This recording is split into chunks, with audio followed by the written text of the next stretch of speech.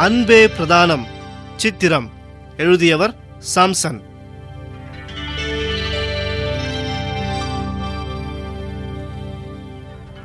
இறை இயேசு இவ்வுலகில் வாழ்ந்த காலத்தில் தமது போதனைகளாலும் நடத்தையினாலும் ஏராளமான மக்களை நல்வழிப்படுத்தி வந்தார்.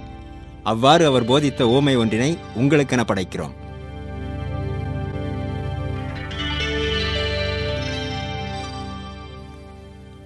எசமா, என்ன உங்களுக்கு விருந்து ஏற்பாடா இருக்குங்க. சரி, நான் விருந்துக்கு அழைச்சிருந்தவங்களாம் வந்துட்டாங்களா? ஆமாங்க, எல்லாரும் உங்களை தான் எதிர்பார்த்துட்டு இருக்காங்க. சரி, வா போலாம். ஐயா ஐயா. யார் யாது? வழக்கமா நம்ம வீட்டு வாசல்ல கிடக்குற லாசர் தானுங்க. இவனோட பெரிய தொல்லையா போச்சியா. பெரிய மனுஷங்க வந்து போற இடத்துல இப்படி அருவருப்பா ஒருத்தன் என் வீட்டு வாசல்ல கிடந்தா என் கௌரவம் என்ன யாருது? இவனை விரட்டி விடு விரட்டி விடுன்னு உனக்கு எத்தனை வாட்டி சொல்லி இருக்கிறேன். முதல்ல உன்னைய வேலையை விட்டு தொலைச்சாதான் சரிப்படும். ஐயா ஐயா, ரொம்ப பசிக்குதுயா. ஏதாவது மிச்சம் மீதி இருந்தா? ஆமா ஆமா, விருந்துக்கு வந்தவங்களே இன்னும் சாப்பிடல, அதுக்குள்ள இவருக்கு பசிக்குதான். ஐயோ, இவனை பார்க்கவே சகிக்கலையே. மேலெல்லாம் ஒரே புண்ணு புடிச்சு போய், ஐயோ நாய் வேற அதை நக்குது. ஏய், முதல்ல இவனை வேற எங்கேயாவது போக சொல்லியா? அது விருந்து முடிஞ்ச உடனே விரட்டி விடலாங்க. அது வரைக்கும் இவன் இங்க இருந்தா வந்திருக்கிற விருந்தாளிங்க என்னை பத்தி என்னையா நினைப்பாங்க? பாரியா பாரியா, அவனை என்னையும் பாரியா. ஏதாவது சம்பந்தம் இருக்காயா? நான் எப்படி விலை உயர்ந்த துணியை உடுத்திக்கிட்டு செல்வச்சிமானா நிக்கிறேன், இவன் எப்படி இருக்கான் பாரு. முதல்ல இவனை விரட்டி விட்டுட்டு வா. ஏய் லாசர், போடா.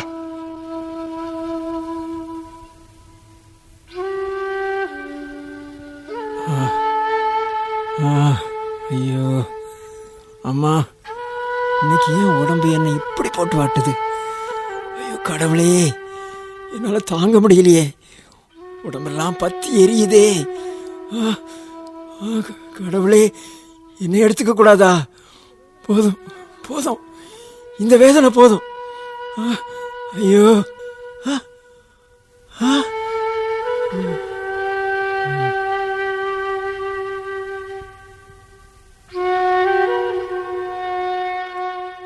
நான் எங்க இருக்கேன்? இந்த இடம் என்ன இடம்? இவ்வளவு பிரகாசமா அற்புதமா இருக்கே. உடம்புல இருந்த வலியை காணோம், மனசுக்கு இவ்வளவு இதமாவும் ஆறுதலாவும் இருக்கே. லாசர், திகையாதே. நானே ஆபிரகாம், இறைவனில் நம்பிக்கை கொண்டோரின் தந்தை. நீ இறந்த பிறகு வானதூதர்கள் உன்னை என் மடியில் கொண்டு வந்து கிடத்தி இருக்கின்றனர். இனி காலமெல்லாம் இங்கே மகிழுடன் இளைப்பாறுவாய். ஐயோ அம்மா, ஐயோ அப்பா, ஐயா. ஐயா, யாரோ வேதனைப்பட்டு அலறாங்களே. நான் பிச்சை வாங்கி சாப்பிட்டுக்கிட்டு இருந்த வீட்டு எசமா குரல் மாதிரி இருக்கே. அவரேதான். அந்த செல்வரும் இறந்து விட்டார். அதோ அவர் பாதாளத்தில் பரிதவிக்கிறார். அவர் இருக்கிற இடத்தை பார்த்தா நெருப்பு எரிஞ்சுக்கிட்டு பயங்கரமா இருக்கே. ஆமாம், அவர் அங்கே வதைப்படுகிறார். ஐயோ, உடம்பெல்லாம் பத்தி எரியுது. நாகத்துல நாக்கு வரழுது. அதோ மேல தந்தை ஆபிரகாம், அவர் மடியில லாசர் லாசர் லாசர். ஐயா ஐயா, தந்தை ஆபிரகாமே, ஐயா எனக்கு இறங்கும் ஐயா. லாசர் விரல தண்ணியில நினைச்சு என் நாக்க குளிர செய்யறதுக்கு ஐயா ஐயா அவரை அனுப்புங்கள் ஐயா. ஐயா, நான் இங்க தீயில கலந்து வேதனைப்படுறேன்னு. மகனே, நீ உன் வாழ்நாளில் நலன்களையே பெற்றாய். அதே வேளையில் லாசர் இன்னல்களையே அடைந்தார். அதை நினைத்துப்பார். இப்பொழுது அவர் இங்கே ஆறுதல் பெறுகிறார், நீயோ வேதனைப்படுகிறாய். அன்றியும் எங்களுக்கும் உங்களுக்கும் இடையே பெரும் பிளவு உள்ளது. ஆகையால் இங்கிருந்து ஒருவர் உங்களிடம் வர விரும்பினாலும் கடந்து வர இயலாது.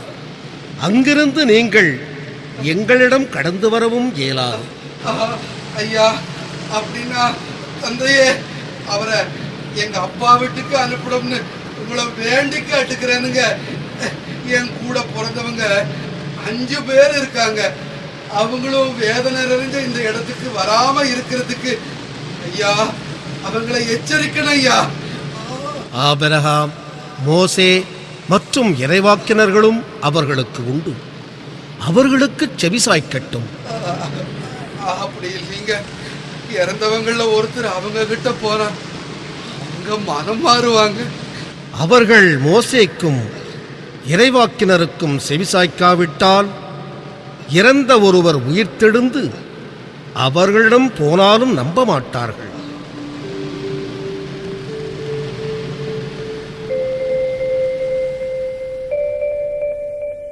செல்வம் நிலையல்லவே என்று ஒரு கவிஞன் பாடி வைத்தான். இருப்பினும் மனிதன் பிரதானமாக தேடுவது செல்வத்தை தான். இறையேசு செல்வத்தை பிரதானமாக கருதுவது வீண் என்று இந்த உவமை வழியாய் அறிவுறுத்தி இருந்தாலும் இன்று நாம் காணும் நிலை என்ன?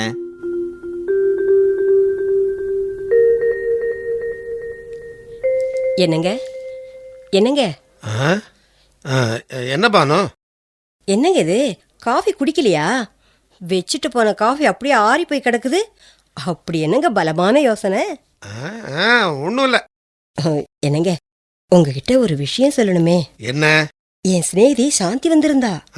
அவங்க உறவுக்காரங்க யாருக்கோ அவங்க வீட்டு மேல கடன் வேணுமா, உங்க ஃபைனான்ஸ் கம்பெனில கடன் வாங்கி நீதான் தரணும்னு என்ன கேக்குறா. பார்க்கலாம்.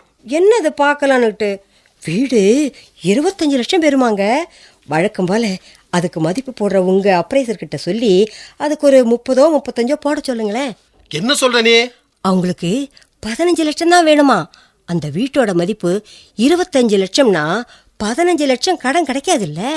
நம்ம கூட மதிப்பு போட்டு 15 லட்சம் வாங்கி கொடுத்தா நமக்கு 1 லட்சம் தரதா சொல்றாங்க. அதெல்லாம் ஒன்றும் வேண்டாம். என்ன வேண்டாம்? 9 லட்சத்துக்கு சீப்பா ஒரு பிளாட் வருது. அதுக்கு காசு பத்தாம நானே முழிச்சுக்கிட்டு இருக்கேன். பாரு, நீ பணம் சேர்த்த வரைக்கும் போதும். இனிமே இந்த வேலையெல்லாம் வேணாம். என்னத்தை பெருசா சேர்த்துட்டாங்க? இதோ இந்த வீடு ஒண்ணு இருக்கு, ஒரு 100 பவுன்ல நகை இருக்கு, அவ்வளவுதானே. போதும் போதும். இதுக்கே எவ்வளவு தில்லுமுள்ளு பண்ணி நான் இப்ப முழி பிதுங்கி போயிருக்கேன். அட நீங்க வேற, ஒவ்வொருத்தன் என்னென்னமோ பண்ணி பணம் சேர்க்கறான்.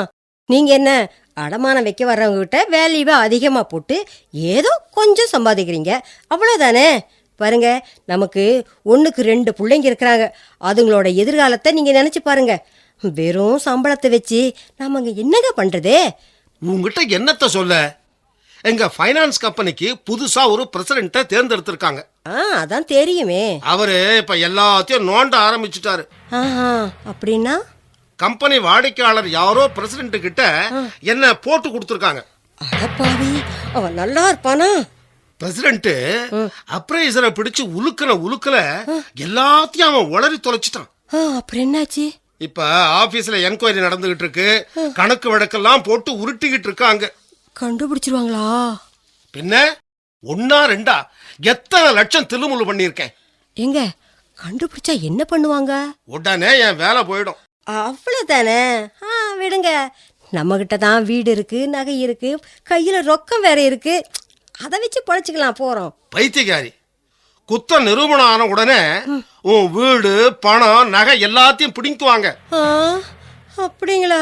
பின்ன போலீஸ் கேஸ் ஆகி நான் ஜெயிலுக்கு போனாலும் ஆச்சரியப்படுறதுக்கு இல்ல. அப்படியெல்லாம் ஒண்ணும் ஆகாதுங்க. நீங்க தைரியமா இருங்க. என்னதான் ஆகுதுன்னு பாத்துடலாமே. பாப்போம். பானு, வாங்க வாங்க. என்னங்க ஆச்சு? எல்லாம் எதிர்பார்த்தபடிதான் நடந்தது. வேலை போயிடுச்சா? ஆமா. இப்ப நிலைமை என்னன்னா 25 லட்சம் ரூபாய 10 நாளைக்குள்ள திருப்பி தரணும். இல்லைன்னா நான் கம்பி எண்ணணும். பணத்தை திருப்பி தரதா ஒத்துக்கிட்டு வந்துட்டேன். இப்ப என் கவலை எல்லாம் நம்ம கிட்ட இருக்கிற எல்லாத்தையும் வித்து பணமாக்கினா கூட 25 லட்சம் ரூபாய் தேராதே. என்ன செய்யறது? என்ன ஒரு 2-3 லட்சம் குறையுமா? அதுக்கெல்லாம் நான் வழி பண்ணிருக்கேங்க. என்ன சொல்ற பானு? எங்க அண்ணன் கிட்ட இந்த விஷயத்தை பத்தி நான் போன் பண்ணி பேசினேங்க. இந்த கேவலத்தை அவர்கிட்டயும் சொல்லிட்டியா? அதுல என்னங்க தப்பு? அவரு எவ்வளவு வருத்தப்பட்டார் தெரியுமா? நீ எதுக்கும் கவலைப்படாத தங்கச்சி, நான் இருக்கேன்னு சொன்னாரு. எத்தனை லட்சம் வேணும்னாலும் அவர் நமக்காக தருவாருங்க. பானு, அவர்கிட்ட கேட்கலாங்கிறியா? அவர்கிட்ட நாம போய் கேட்காம வேற யார்கிட்ட போய் கேக்குறது? நல்ல யோசனை தான். அப்படின்னா இப்பவே கிளம்புங்க அண்ணனை பாக்க.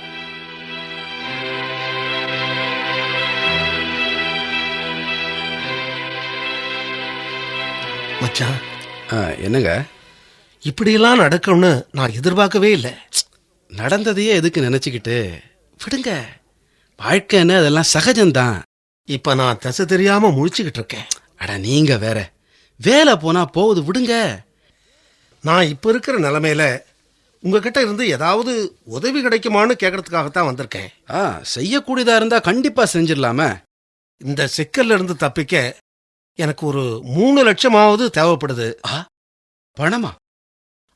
அவ்வளவு இல்லைனாலும் உங்களால முடிஞ்ச அளவு கொடுங்க. ஏங்க, என்ன சுமதி? இப்படி கொஞ்சம் வாங்க. என்ன பணம் ஏதாவது கொடுக்க போறீங்களா என்ன? நீ வேற. நாம எதுக்கு பணம் கொடுக்கணும்? திருடுறவங்களுக்கு திருப்பி கொடுக்க தெரியாதாக்கும். அதானே. வந்து மச்சான், உங்க விஷயமா தான் பேசிக்கிட்டு இருந்தான் இல்ல சுமதி? அதுல பாருங்க, எனக்கு பேங்க் பேலன்ஸ் 500 ரூபா தான் இருக்கு. ஆமா அண்ணே, பையனுக்கு இந்த மாசம் ஃபீஸ் கட்டணும். என்ன பண்றதுன்னு நாங்களே முழிச்சுக்கிட்டு இருக்கோம். இப்பெல்லாம் பிசினஸ் கூட ரொம்ப டல் ஆயிடுச்சுன்னு. பரவாயில்ல மச்சான், நான் வேற எங்கேயாவது முயற்சி பண்றேன். அப்ப நான் புறப்படுறேன். என்னது வந்ததும் வராதுமா கிளம்பிட்டீங்க? இருந்து சாப்பிட்டு போலாம். பரவாயில்ல மச்சான், எனக்கு நிறைய வேலை இருக்கு.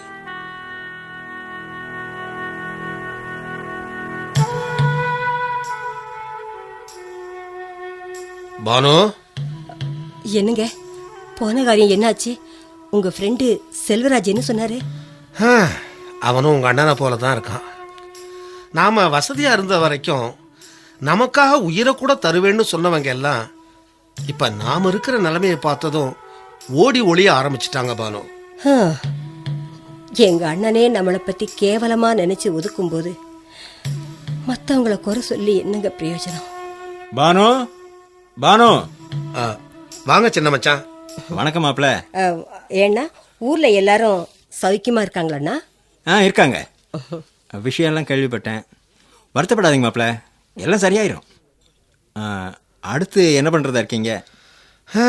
வழி தெரியாம தான் முழிச்சுக்கிட்டு இருக்கேன். நான் சொல்றேன்னு தப்பா நினைக்காதீங்க. இருக்கிறதையெல்லாம் வித்துட்டு கம்பெனியில பணத்தை பைசல் பண்ணிட்டு ஊருக்கு வந்துருங்க. என்ன சொல்றீங்க மச்சான்? நம்ம வீடு பெரிய வீடு, 2 குடும்பம் தங்கலாம். வயக்காட்டில் வர்ற வருமானத்தில் ஏதோ நான் குடிக்கிற கஞ்சியை பகிர்ந்துக்கலாம். அண்ணா, கொஞ்ச நாளைக்கு தான்.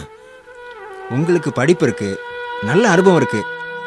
நம்ம ஊர் பக்கத்தில் வேற நல்ல வேலை கிடைக்காமல போயிடும் மச்சான். அண்ணா, வசதியா வாழ்ந்தவங்க கொஞ்சம் கஷ்டமா தான் இருக்கும்.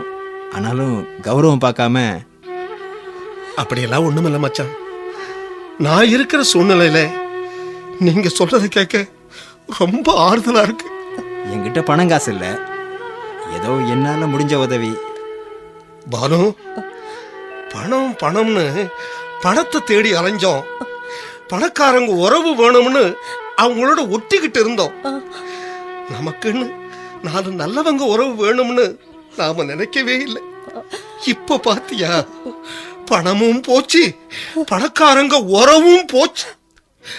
நாம அனாதரவா நிக்கிற இந்த சூழ்நிலையில நம்மள தாங்க வந்திருக்கிறது யாருன்னு பாத்தியா பானு? பாத்தியா பானு? ஆமாங்க, ஆமா. வாழ்க்கையில பணம் பெருசு இல்லைங்க. எங்க சின்ன அண்ணனை போல நல்லவங்களுடைய உறவு தாங்க வேணும். அவங்களுடைய அன்பு தாங்க பெருசு. அன்புதான் பெருசு. என்ன ஆச்சு உங்களுக்கு? ஒண்ணும் இல்ல மச்சான், பட்டு தெரிந்துறதுன்னு சொல்லுவாங்கல்ல, அப்படி ஒரு சூழ்நிலை எங்களுக்கு வந்திருக்கு. சரி, அப்போ நான் சொன்னதை பத்தி கண்டிப்பா யோசனை பண்ணி ஒரு நல்ல முடிவா எடுக்கிறேன்.